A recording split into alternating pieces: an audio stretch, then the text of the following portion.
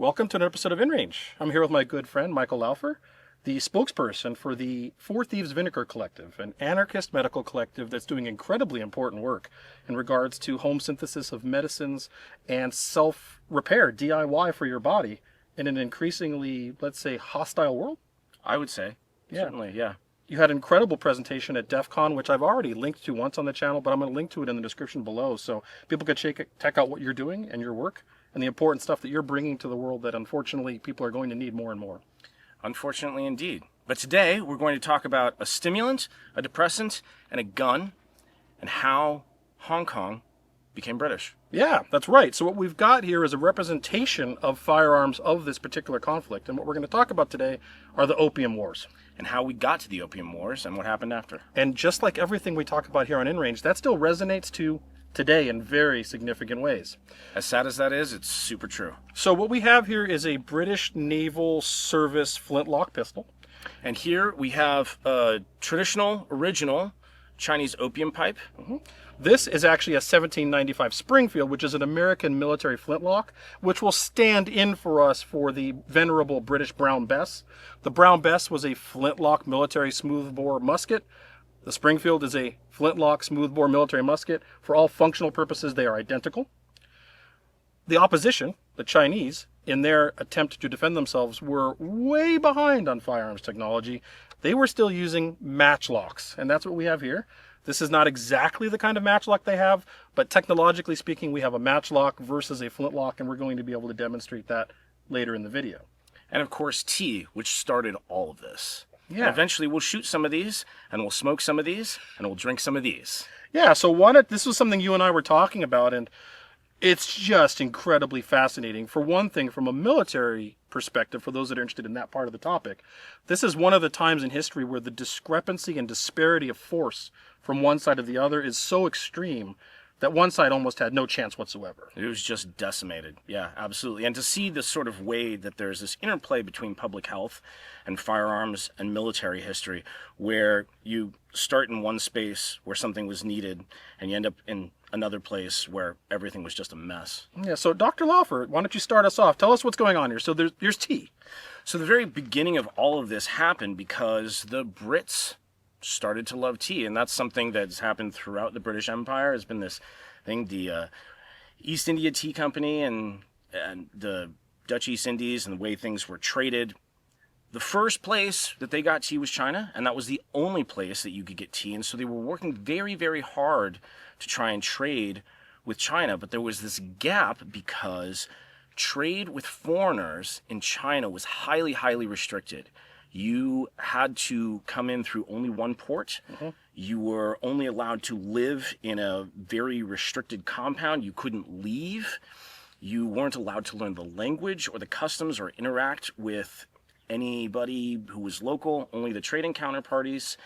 And it was hard. Furthermore, there was a big deal within China, which was the emperor at the time would only take tax in silver. So all the people who were trading only wanted to trade for silver. And at the time, of course, silver was very, very hard to get. Now, who enforced those rules when you said you couldn't interact? You had to be in this one port. Were those Chinese laws? Were they Those were British China's laws. China's laws. So Britain really wanted to have free trade. They were sort of promulgating free trade across the world as best they could. They were trying to do it in Japan. They were trying to do it with much greater success around the subcontinent, what is now modern-day modern-day India, as well as Asia Minor, which is modern-day Turkey. And they were doing much better over there because there weren't these restrictions. But there was an imperial, very ancient culture in China, and it was anti-foreigner, understandably, because they'd seen what Britain had done elsewhere.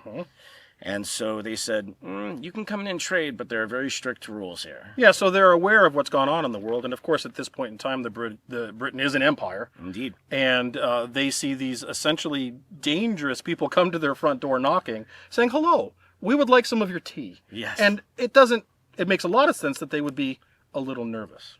Yeah. And again, there was this restriction where they said, well, if you want to trade with us, that's fine. But you have to stay in this little box, and we'll only take silver. Fair enough. And the only taking silver was an independent thing that all of the traders would do because they had to pay tax to the emperor in silver.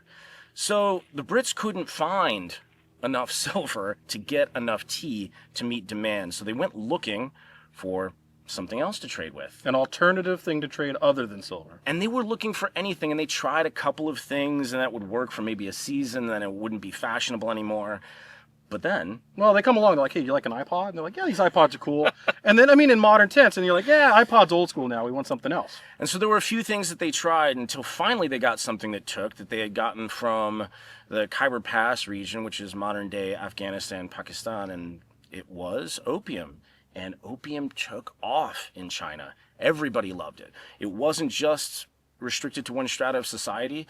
You saw that all the intellectuals liked it because it relaxed their mind. They became more creative. They were able to socialize more easily. They relaxed after a stressful day in court. And all the way down to the peasantry who was doing manual labor, they would be in less pain at night after working very, very hard all day, just from having a little bit of opium. So initially, obviously, opium can be a very dangerous and addictive substance when abused. However, at the same time, it can be a helpful substance when used properly, like all pharmaceuticals can. Like every medicine that has ever existed, yes. Everything's toxic if you have enough of it, and everything can be therapeutic if you use it properly. I mean, really no different today than someone going to Walgreens because they have a cough and buying some Robitussin DM, and another person doing Robo where they're purposely tripping on it by taking massive overdoses of it. Or similarly, the fact that your grandmother doesn't come back from her hip operation wired to fentanyl, despite the fact that she's been getting it all day, every day for weeks after she leaves the hospital. It's the relationship to it. There's use and there's abuse, and there are ways that you can have healthier relationships with substances and unhealthier relationships. There actually is a proper pharmaceutical dosage of fentanyl that is reasonable and appropriate in the right applications. Yeah, if you've just had your hip replaced, you need it. Sure. So, but this becomes not only a substance that is enjoyed in China, it really becomes sort of a culture. It does. And the culture of the opium den, which also migrated to the New World. Yeah, in fact, this extended so much to the Old West that opium dens were considered common in boom towns and mining camps of the Old West. Generally, that part of the Chinese section of town, which was generally segregated, was referred to as hop town, hop being a slang term for opium. And that's where you would go to hang out and participate in taking opium yourself in an opium den. In fact, the famous 1993 movie Tombstone has a very accurate representation of a Chinese opium den where Curly Bill Brocious, historically inaccurate, goes into the opium den and comes out and starts shooting his guns in the air. But the den itself and the portrayal of it is spot on. And you see also that even as recently as about 100 years ago, the criminalization of opium was slow, and there were exceptions to it that were written in for people who were Chinese, who were using opium, and there were questions of whether the opium was Chinese or whether it was domestic in America. In fact, there's this hilarious story that was out of San Francisco, I believe, and we actually have the original newspaper clipping that we found of a time where a guy was found with a bunch of tins of opium, and he had not paid duty on them. And so there was this question as to whether it was Chinese opium or domestic opium, and they brought in a number of professional opium addicts to actually sample the opium in the courtroom. The description is hilarious, but they have to open the windows because everybody's getting high, and literally the room is full of opium smoke. And all of the opium addicts going, God, I can't quite tell. Let me try it again. And eventually one of them falls down, and the judge says, okay, the witnesses are excused. What type of opium is this? And finally they say, yeah, we think he didn't break the law. And he was acquitted. It's funny that you mentioned this, because whether or not a tax was paid on this particular substance made it legal or not. And when I shared the video of yours from DEF CON, that was what I put on my post was, legal, not legal, is just based frequently on whether or not you've paid a tax on it. You see that going on today. Yes, it's whether the government has its hand in it or not suddenly dictates whether or not it's moral and okay or awful and destructive to society. And you see this with medicines of all types, all sorts of things where it's like, oh, that's not allowed because you didn't get the okay from Big Brother. And again, so often it's a matter of how is it playing in the marketplace. And if you're interfering with the marketplace, people get very cranky.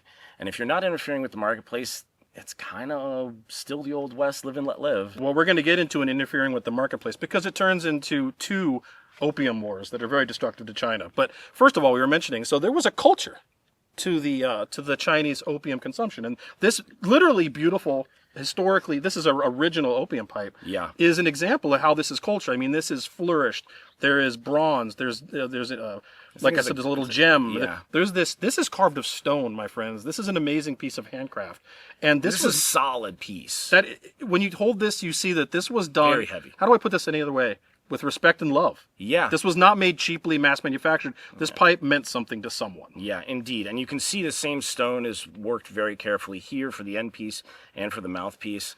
Again, somebody cared for this. Somebody loved it. So that's what I mean. This was a culture at this point. Indeed. Yeah. And you see wonderful depictions in art and people writing about it, poetry, all sorts of folk stories. And part of the reason that the opium dens exist is because the actual physicality of trying to smoke opium is very difficult. You're essentially trying to vaporize it, but it's not the same way that you would do with something modern that you would vaporize, because it has to go through the liquid phase first. So it melts, and then you kind of smear it, you use a little needle, and then it starts to bubble, and you hear this crackling sound, and then you sort of tip this over near a little lamp, and you draw it in.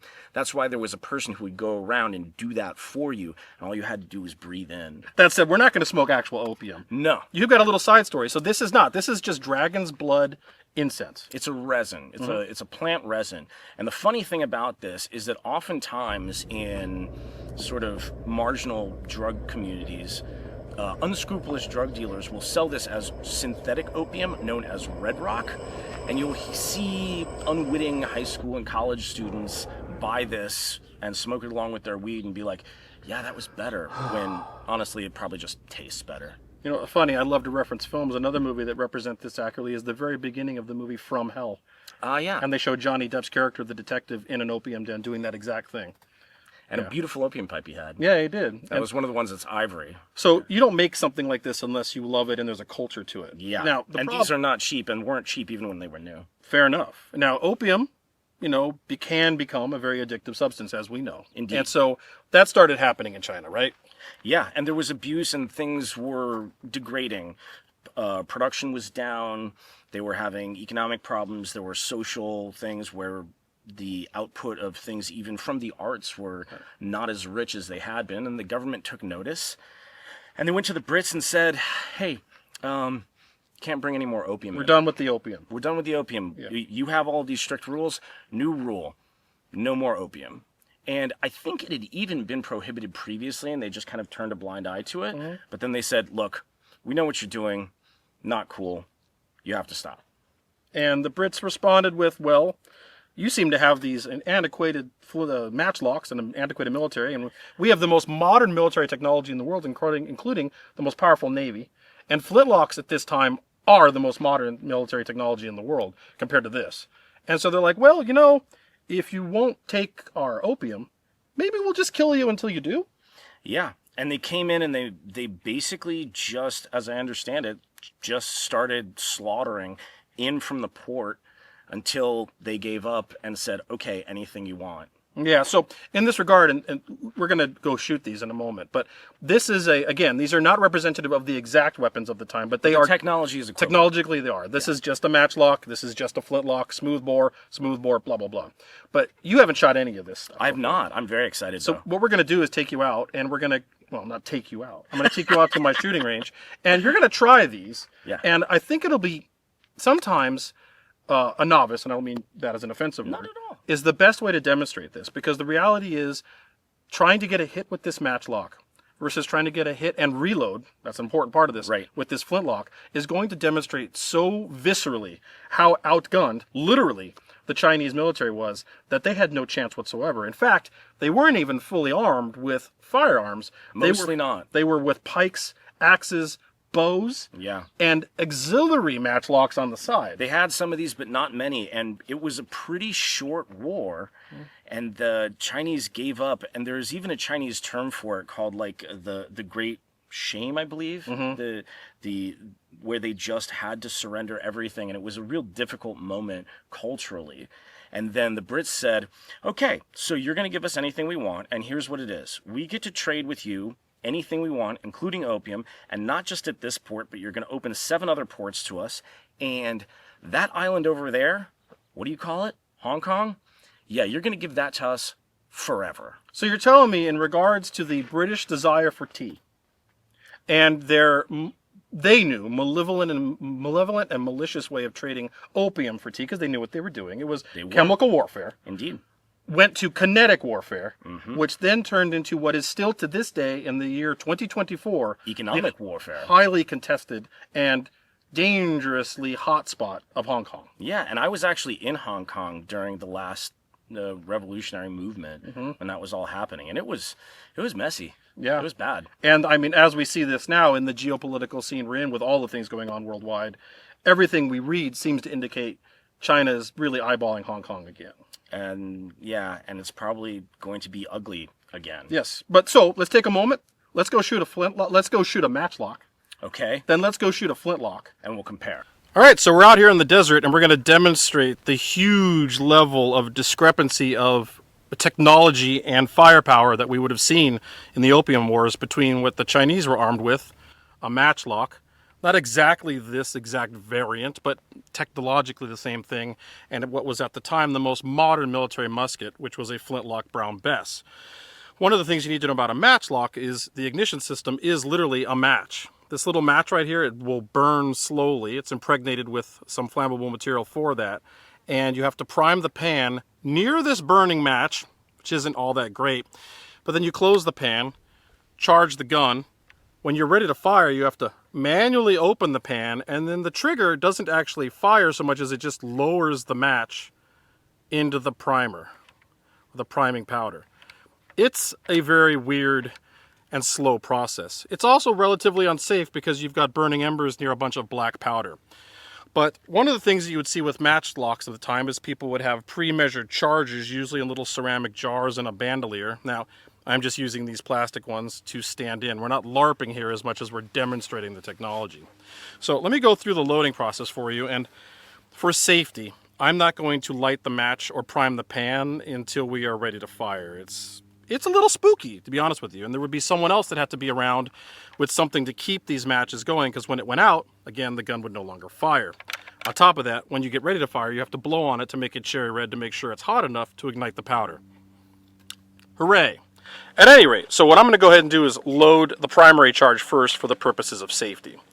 So in this regard, I'm going to pour most of this pre-measured charge into the barrel. Actually, the whole thing. I'll just use another one for the primer just to be safe. Once I've lowered that in there, I go into my bag that I've got here on my side, and I pull out one ball and drop that down.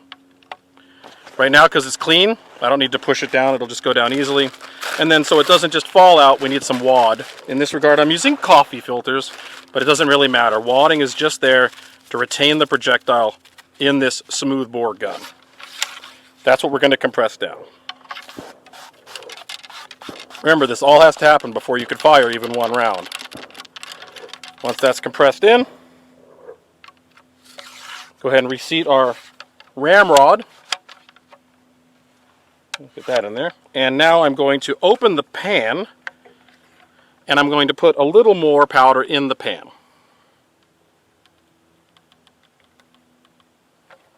And then I'm going to close the pan and make sure there's no loose powder laying around so that it doesn't just go off. Remember, this is all happening for one shot. At this point, I have to make sure that the slow match is hot enough to actually fire the gun. So I'm going to keep this pointed in a safe direction in case something awry happens, and use my very modern lighter.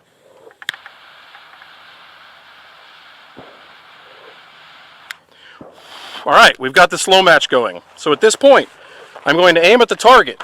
Once I'm aiming, I'm going to open this. I'm going to blow on the slow match and then fire the gun once.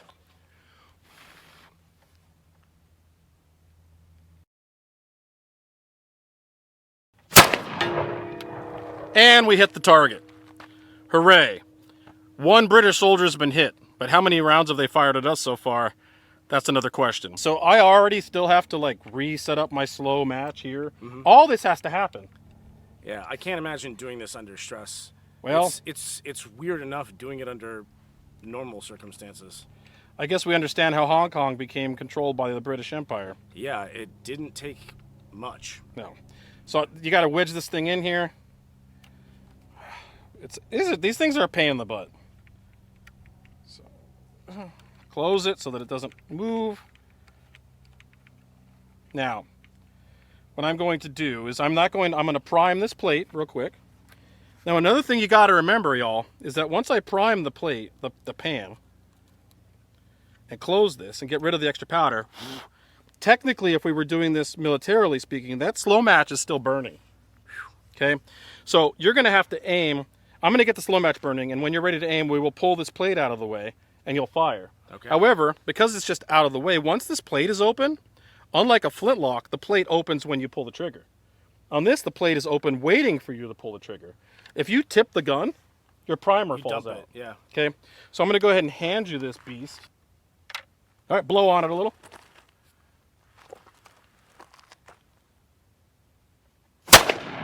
That was it. Whew.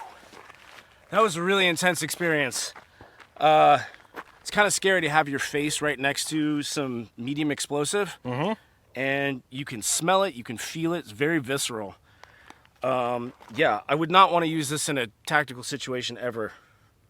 At all. I don't have a brown Bess, just because I've never decided to have one, but I do have this 1795 Springfield, which is a smooth bore military flintlock musket. Technologically, there is no difference between this and a brown Bess. It's just not a brown Bess. But there's huge technological advantages going on. One of the things I already mentioned is that once you prime the pan and close the frizzen, if you tip the gun, you don't lose your priming compound. This is ready to go. And once you cock the hammer, there's no match to stay lit or anything like that. You pull the trigger, the sparks of that flint go into the pan and set off the gun. You could load this a week before you need to shoot it, march around with it, and as long as you haven't exposed it to too much humidity or rain, this is ready to fire, unlike you saw through all the process of that matchlock. So, I'm going to go through the military process of how you do this, and another huge advantage that they would have been having is that you have essentially self-contained cartridges. These are paper cartridges. What I have in the front is the projectile, and the back is the powder charge.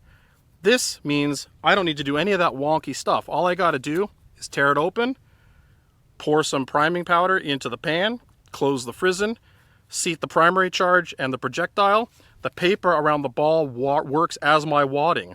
So that's all one simple process. So to go ahead and load this gun, the British typically didn't use their teeth, like barbarians, like Americans. They would just tear it open.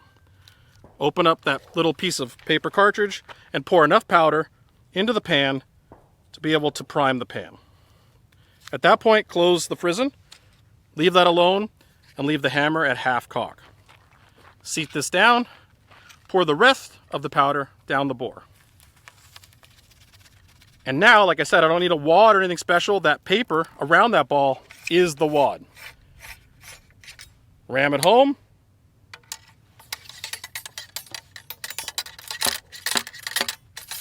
Reseat your ramrod. No mussing or fussing with that slow match. All I need to do now is aim with vibes, because it only has a front sight, cock the hammer to full cock, and pull the trigger.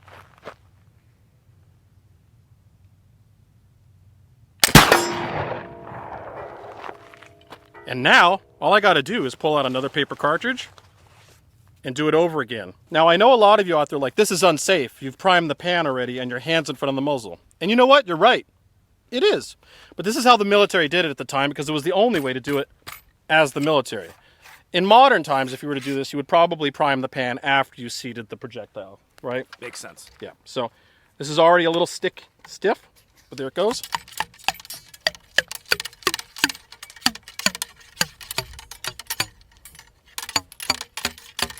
And then we replace the ramrod, and people say, why don't you just put the ramrod in the ground, because it'll help you reload faster. Because if you did that, after one round of volley fire, you'd lose your ramrod and couldn't load your gun anymore, right? So now, no messing with a match, no having to see if there's an ember going or if it's still hot. All you have to do now is aim at the target. When you're ready, bring that hammer to full cock and pull the trigger.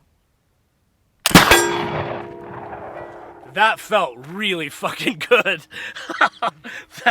That was awesome. That was really awesome. It responds immediately, and you know it's going to respond. And I actually got a hit on.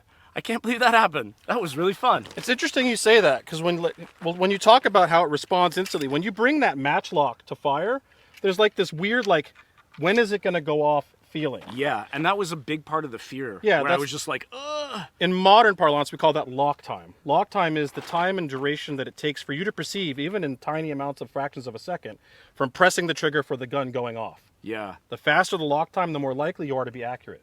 That makes perfect sense, right? Of course. All right, Michael, so we've drank tea. Yep. We have demonstrated how an opium pipe works with not opium. Okay. We have demonstrated, and you have tried out the matchlock and the flintlocks, and it was pretty obvious where that lies. Yeah. You clearly have a massive technological advantage, and when you're so far ahead, there's just kind of no match. So the British Empire was doing what the British Empire did. Yeah, and they just bowled them over, and you can see why it was so easy and why they knew it was going to be easy before they even started. But what's so fascinating about this is that these types of ramifications and the butterfly effect and the reverberance of history over substances as really innocuous as tea, yeah, and not as innocuous as opium, indeed, and technological differences of empires versus empires that are trying to build become and resonate now. And if you step it back, it's amazing to see the chain of thinking about human behavioral biology and evolution, and that there's a little thing that sits in our brain that's designed to make sure that we can still function when we're in pain if we have a accident out in the wild that was developed hundreds of thousands of years ago through evolution. And that mechanism in relationship with plants that were found ends up creating a geopolitical situation that we're still grappling with. Yeah, and we see this along with so many things that are restrictive in all societies at this point, which is like this substance good, this substance bad, this substance taxed okay, this substance untaxed not okay, Right. And usually dictated by someone, at least in this country, in a corporation that has a strong fiduciary incentive that this one's okay and this one is not.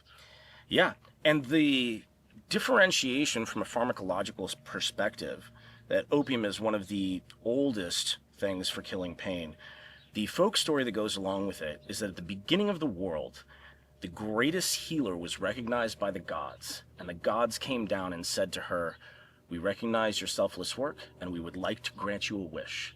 And she said, "I want a way to quell my patient's pain." And they showed her the opium poppy, and they said, "This will quell all of the pain in all of your patients that you will ever need to do. But for you, healer, it will always be poison." Interesting. That hits hard. It does. It does. And it goes back to, we're closing this up at this point, but it's like, I remember there was a while back, and we see these moral panics that happen with all substances, doesn't matter one, absinthe, marijuana, Gin. tobacco, All of it. opium, opiates, and there was proposal about the death sentence for anyone dealing in opiates. And you remember this going on. This was a few years back. And here's the thing, in this country, you know who that is? The freaking medical industry. The people getting people wired on opiates somewhat irresponsibly have been, a lot of times, doctors. Well, furthermore, you would say the corporations, and I would support death penalty for corporations. Well, that was the point, is one of these, I made a comment, one of my normal snide comments, which is, does this include the corporations and the doctors that are doing this? And of course, there was no reply to that. Big surprise. Yeah. So anyways, I want to thank you for taking the time to come out here and the Thanks research. so much for having me. You brought an incredible story to the table here, and I think this is such an InRange one because it is the reality of the human condition, the sociological, economic conditions, empire building, and all this happening 200 years ago, 1830s. Yep. And here we are 200 years later, and it's not over. Those Opium Wars didn't really end, and Hong Kong is sitting there in a tenuous situation, and opiates are a whole nother problem. And they're being traded through there to this day. Yep, and Afghanistan still. And Afghanistan still. Right? I mean, it's still the same thing. Yeah. And as long as humans have opiate receptors in their brains, this is not going away. People. So technology changes, human behavior does not. So I wanted to thank you, first of all, for the work you do, because I think it's incredibly important, and I want to remind people, look at the link below to check out the video about the Four Thieves Vinegar Collective, but also the research you did to bring this to the table so that we could bring this incredible piece of unusual and unique military firearms social content to the channel because that's the stuff I love to do the most. And I love the crossover, and I love the idea of technology changing, and again, human behavior not in the ways that it will affect us as long as we're human. Yeah. So if you like this kind of stuff, which I hope you do, because this is the stuff that actually matters, not the new Gee Whiz Red Dot site, frankly. I mean, I like that too, but this is more important. Consider supporting my channel on patreon.com/InRangeTV, but also go to your channel and support them in any way you can, because your work is more important than it ever has been. And if you really want to support the mission of the Four Thieves Vinegar Collective, the important thing to do is to find somebody who needs your help and help them, whether they deserve it or not. Thanks again so much for having me. Thank you so much. Appreciate it. Stay tuned for more.